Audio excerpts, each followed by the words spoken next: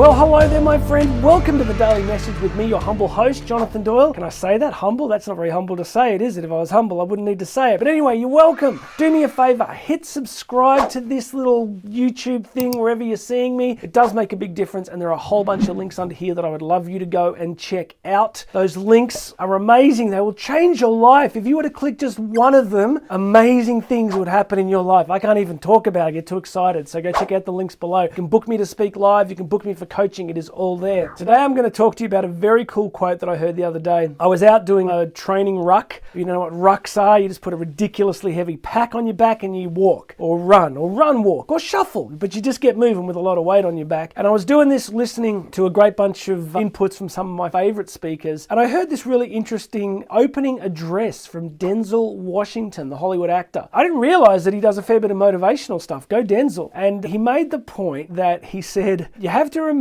that there are no UHauls behind a hearse. Now, for my non-American listeners, a U-Haul is like a trailer, kind of little trailer thing that you hire. You put it on the back of your car and you tow it somewhere and all your stuff's inside. So often if people are moving across different parts of the US, they'll go to U-Haul, they'll get themselves a U-Haul, a trailer thing, and then off they go. So I love it when Denzel Washington says there are no U-Hauls behind a hearse. What does he mean? He means that when we're in a hearse, when our life, our physical life has come to an end, because we know, of course, that we have a spiritual reality that will persist, endure beyond death. But when we get in that hearse, we're not taking anything with us, are we, right? We're not, taking our possessions and our things with us. So I think there's two levels to what Denzel's trying to tell us. Number one is that we don't want to get super fixated in life on the possessions, because it is possible to mortgage your life, to outsource your life to the accumulation of possessions. There was a bank advertisement once, it was like a billboard, and it had this person they had this really fancy sports car and they're standing outside a mansion, and the bank's advertising said, whoever dies with the most toys wins. It's kind of funny, but you get my point, right? That the goal of life is not simply the accumulation of stuff, because there's no U-Haul behind a hearse. We're not taking it with us. Doesn't mean that,